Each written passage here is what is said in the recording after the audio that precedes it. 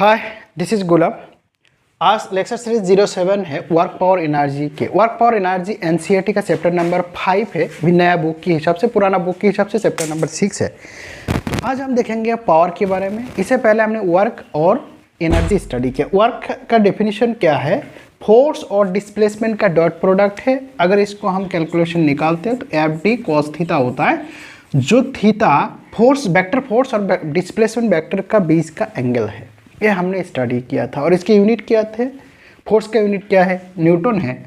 इसकी यूनिट अगर देखते हैं, फोर्स का यूनिट न्यूटन है और डिस्प्लेसमेंट का मीटर है। न्यूटन मीटर मिला के वर्क का होता है जूल। ठीक है, ओके। उसके बाद हमने स्टडी किया ये वर्क के बाद हमने स्टडी किया एनर्जी। दो टाइप का एनर्जी हमने स्टडी किए थे, एक पोटेंशियल एनर्जी और एक होता है काइनेटिक एनर्जी। काइनेटिक एनर्जी उस चीज़ का होता है जिसमें मोशन होता है, जिसमें वेलोसिटी रहता है। वेलोसिटी की वजह से जो एनर्जी है वो काइनेटिक एनर्जी, और उसकी पोजीशन के हिसाब से होता है, उसको पोटेंशियल एनर्जी कहा जाता है। तो काइनेटिक एनर्जी यानी कि एनर्जी मैकेनिकल एनर्जी बोलता है, वो काइनेटिक और पोटेंशियल एनर्जी का है। और kinetic energy half of mv² और पोटेंशियल एनर्जी mgh। ये डिपेंड करता है किस चीज़ का पोटेंशियल एनर्जी है। Potential energy due to gravity है। अगर पोटेंशियल एनर्जी स्प्रिंग की बात करेंगे तो half into kx²। Potential energy electrostatic की बात करेंगे तो कुछ और हो जाएगा। तो इसलिए पोटेंशियल एनर्जी डिपेंड करता है किस चीज़ का पोटेंशियल एनर्जी है, किस फोर्स की वजह से है। इतना सारा हमने स्टडी किया प्रीवियस वीडियोस में। आज हम देखेंगे पावर किसे कहते हैं। वर्क का यूनिट जूल है, एनर्जी का यूनिट भी जूल है। डेफिनेशन क्या है एनर्जी का? कैपेसिटी टू डूइंग वर्क, यानी कि मैं अगर कोई काम करना चाहता हूँ तो मेरे पास एनर्जी होना चाहिए। वो एनर्जी या उस एनर्जी के वजह से मैं वर्क डन कर सकता हूँ। That energy, that capacity, that capable is called energy. अभी हम देखेंगे पावर का मतलब वर्क डन से रिलेटेड है विथ रिस्पेक्ट टू टाइम है, यानी कि कितना कम समय में ज़्यादा काम कर सकते हो उसका पावर ज़्यादा होता है। Power is a rate of doing work. Definition क्या है? Power is the rate of doing work और the rate at which the energy is transferred, that is called power. यानी कि P इक्वल W/T। अगर किसी ने T टाइम में W work किया तो यूनिट टाइम में कितना किया? W/T। और ये W/T एक्चुअल में dW/ΔT है। ये डेल्टा से हम एवरेज समझा रहे हैं, तो पावर एवरेज है। इसी में जैसे ΔT टेंस टू 0 हो जाता है, यानी कि यहाँ पर अगर मैं लिमिट लगा दूंगा, limit ΔT tense to 0 Δω/ΔT, तो ये बन जाता है dW/dt, जिसी को हम बोलते हैं इंस्टेंटेनियस पावर है। तो इंस्टेंटेनियस पावर का मतलब है dW/dt, यानी कि rate of doing work with respect to time. Definition derivative of work done with respect to time, that is called power, that is instantaneous power. Instantaneous power हमेशा valid है। ये delta omega और delta T एक long period of time के लिए है और short period of time के लिए हम इसको इस्तेमाल कर सकते हैं। पावर का यूनिट क्या होगा? वर्क का यूनिट जूल है और टाइम का यूनिट सेकेंड है।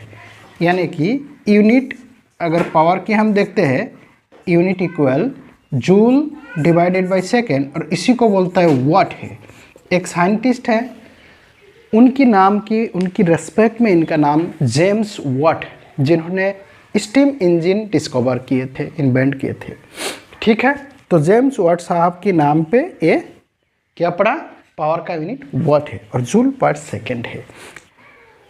अभी हम देखेंगे पावर का। पावर फोर्स और वेलोसिटी के बीच में relation between force, velocity and power. तो पावर का बाय डेफिनेशन हमको क्या मिला है? P equal dW/dt, work done. तो वर्क डन को हम क्या लिख सकते हैं? dW की जगह F इंटू dr या dx डिवाइडेड बाई dt, यानी कि फोर्स इंटू डिस्प्लेसमेंट। यहाँ छोटा सा वर्क डन है तो हमारा डिस्प्लेसमेंट कितना छोटा सा, F फोर्स अप्लाई किया, छोटा सा डिस्प्लेसमेंट हुआ, इसकी वजह से वर्क डन हो गया dW, और हमें dt लिख दिया। F into dx, F into dx/dt, और dx/dt को हम क्या लिख सकते हैं? Velocity, force into velocity. ये हमारा क्या बन गया? पावर। यानी कि पावर का दूसरा डेफिनेशन है P इक्वल Fp। ये फोर्स भी क्या है? ये दोनों वेक्टर है, तो दोनों का डॉट प्रोडक्ट। वर्क डन भी स्केलर क्वांटिटी है, एनर्जी भी स्केलर क्वांटिटी है, पावर भी स्केलर क्वांटिटी है। फोर्स और वेलोसिटी का दोनों का डॉट प्रोडक्ट से हमें पावर मिलता है।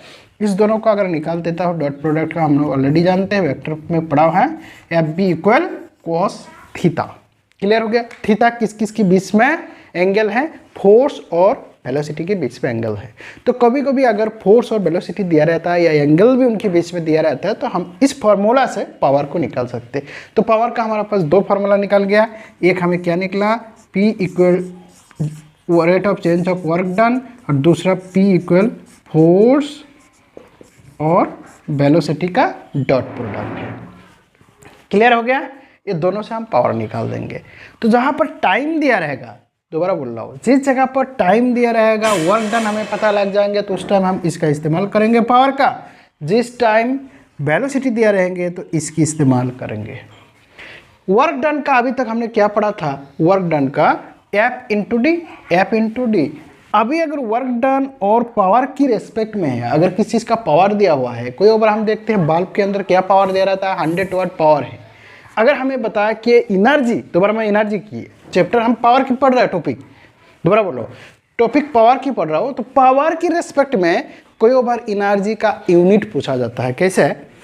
अभी P इक्वल W/T, अगर मैं dW बोलता हूँ तो क्या होगा? Power into dt।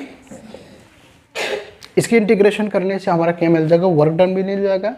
और P इंटू dt, अगर टाइम और पावर की बीच में अगर कोई ग्राफ देता है, उस ग्राफ का एरिया इक्वल वर्क डन है, टोटल वर्क डन है। तो कोई बार ऐसा भी हो सकता है, पावर और टाइम के बीच में ग्राफ देंगे और पूछा जाएगा कि बताओ टोटल पावर कितना है। तो उस कंडीशन में हम क्या करेंगे?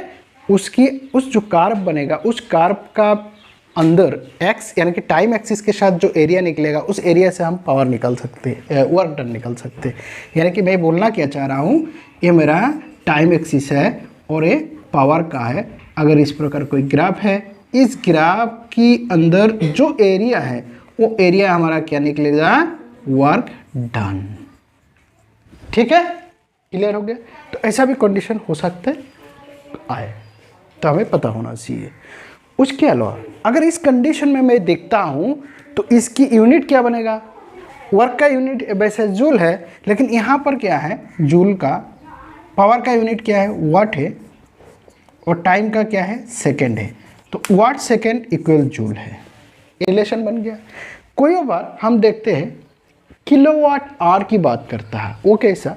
अगर हमारे पास कोई एक बल्ब है 100 वाट की, कितना है? 100 वाट की, 10 घंटा चला, 100 वाट की, 100 वाट इंटू 10 आवर्स, तो मेरे पास क्या बना? 1000 वाट आवर, वाट आवर, और इसी को बोलते हैं 1 किलोवाट आवर। ठीक है? तो 1 किलोवाट आवर, ये इलेक्ट्रिक बल्ब जब हम देखते हैं, जब हमारे पास बिजली के लिए जो यूनिट लिखा रहता है, तो 1 किलोवाट आवर को 1 यूनिट माना जाता है, उसी का ही रीडिंग लिया जाता है। तो किलोवाट आवर किसका है यूनिट? पावर का नहीं है। वाट देखते हैं हमको लग रहा है पावर है, तो वाट के साथ जब टाइम प्रोडक्ट हो जाता है तो दोनों मिला के बन के आ रहा है power into time, that is a work. तो जूल इज ए, जूल किसका यूनिट है? वर्क का यूनिट है। साथ साथ में किलोवाट आवर भी किसका यूनिट है? वर्क का यूनिट है। तो ये ध्यान हमें रखना है, कभी भी किलोवाट आवर या वाट आवर देगा। जैसे वाट सेकेंड है तो जूल है, किलोवाट आवर होगा तो कितना होगा? Kilowatt hour. अगर इसमें मैं कन्वर्ट करूंगा तो वो भी जूल में हम कन्वर्ट कर सकते हैं। अभी हम देखेंगे 1 किलोवाट आवर इक्वल कितना जूल है। 1 जूल इक्वल वाट सेकेंड, तो हमें पता लगा, यहाँ तक सही है। तो ये हमने एग्जाम किया कि कोई इलेक्ट्रिक बल्ब 100 वाट की है, रेटिंग दिया हो, उसमें लिखा रहता है, और मैंने 10 घंटा ऑन करके रखा, तो कितना एनर्जी कंज्यूम करेगा? पावर नहीं, पावर तो दिया ही है, 100 वाट है। 1 घंटा में, 1 आवर्स में 100 वाट कंज्यूम कर सकता है। पावर का मतलब वही है, वर्क डन बाय टाइम। यानी कि 100 वाट का मतलब क्या है? 100 वाट का मतलब है 100 जूल पर सेकेंड में, 1 सेकेंड में 100 जूल वर्क डन एनर्जी करना पड़ता है, उस पावर उतना कंज्यूम होता है। तो उतना पावर का 10 आवर्स का हमने इस्तेमाल किया, तो कितना यूनिट बना? 1 यूनिट, यानी कि 1 किलोवाट आवर। 1 यूनिट हमारा बिजली खर्चा हुआ। ठीक, अभी 1 किलोवाट आवर को मैंने जूल में कन्वर्ट करूंगा, देखता हूँ कितना आता है। कोई बार ये भी पूछा जाता है, मैं इसको इरेज कर रहा हूँ और इस कन्वर्शन को हमने देखेंगे। तो 1 किलोवाट आवर इक्वल 1 किलोवाट का मतलब कितना वाट है, 1000 वाट है, इनटू आवर का मतलब है 3600 सेकेंड है, और वाट इंटू सेकेंड हमें क्या मिलता है, वाट इंटू सेकेंड इक्वल जूल है। क्लियर है? ओके, तो ये अगर देखते हैं तो 3.61235 यानी कि 10⁶ यहाँ पर वाट है, सेकेंड, वाट सेकेंड मिला के हमारा पड़ता है जूल। ठीक है, यानी कि 1 kilowatt hour equal 3.6 into 10⁶ joule हमें कन्वर्शन कर दिया। ये किसके, जूल किसकी यूनिट है, वर्क का। किलोवाट आवर किसका यूनिट है, वर्क का। तो इतना जूल अगर वर्क डन करते हैं, एनर्जी कंज्यूम होता है, दैट मीन्स 1 यूनिट हो गया। अभी नेक्स्ट हम देखते हैं कि पावर का यूनिट सिर्फ वाट ही नहीं, किलोवाट ही नहीं, एक यूनिट और होता है जो गोरा टुकड़ुंग टुकड़ुंग चलता नहीं है, तो गोरा के हिसाब से उसको बोलते हैं हॉर्स पावर। वो वाट के साथ क्या रिलेशन है, 1 watt equal 746 1 horse power equal 746 watt, यानी कि इतना watt power equal 1 horse power. तो हॉर्स पावर बहुत बड़ा एक यूनिट है। 746 वाट पावर को बोलता है 1 हॉर्स पावर। तो कोई बार हम हॉर्स पावर देखते हैं, जैसे कोई पंप है, इलेक्ट्रिक मोटर है, उसके ऊपर हॉर्स पावर लिखा रहता है, 1.5 horse power, 1 horse power, 2 horse power, इस प्रकार लिखा रहता है। इसलिए यह यूनिट भी हमको जानना जरूरी है। तो पावर का कितना यूनिट मिल गया, एक वाट और एक हॉर्स पावर।